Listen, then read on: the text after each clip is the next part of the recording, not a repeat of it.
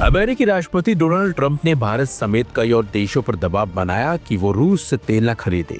हालांकि भारत की ओर से अमेरिका को इससे लेकर कोई सटीक जवाब नहीं दिया गया था, जिससे कहीं ना कहीं ट्रंप खिसिया गए थे। जिसके बाद अब अमेरिका ने 22 अक्टूबर को रूस की तेल कंपनियों रोसनेफ्ट और लुकोइल पर प्रतिबंध लगाने की घोषणा कर दी थी, जिसके चलते अब भारत को रूसी तेल की आपूर्ति में तेजी से गिरावट देखी जा रही है।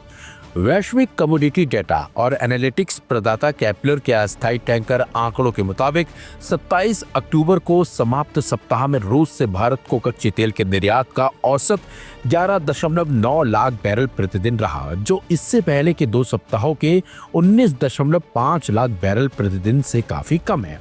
अमेरिका के इन प्रतिबंधों का सीधा सीधा असर रूस की सबसे बड़ी 2 कंपनियों यानी कि रोसनेफ्ट और लुकोइल की आपूर्ति पर पड़ रहा है।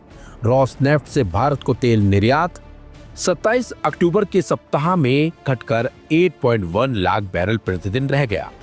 पिछले सप्ताह ये 14.1 लाख बैरल प्रतिदिन था। लुकोइल की तरफ से तो इस अवधि में भारत को कोई भी तेल शिपमेंट दर्ज नहीं की गई। रूस से भारत आने वाले तेल टैंकरों को सुएज नहर मार्च से पहुंचने में लगभग 1 महीने का समय लगता है।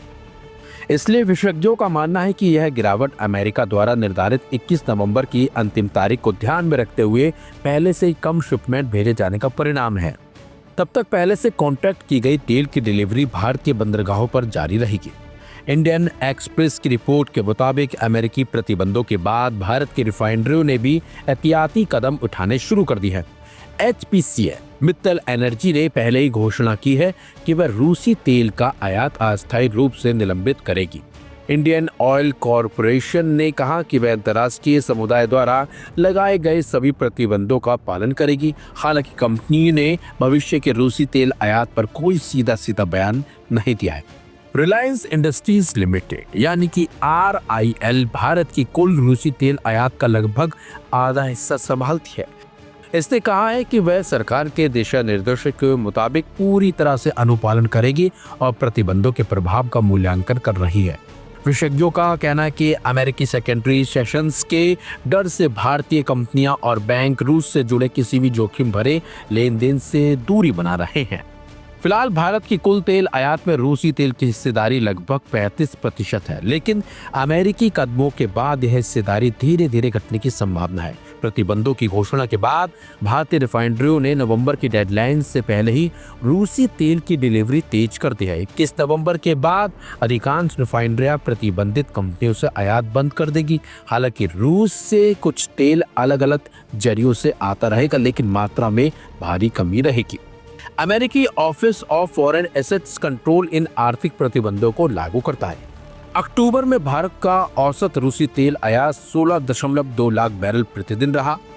सितंबर के 16.1 लाख बैरल के लगभग बराबर था।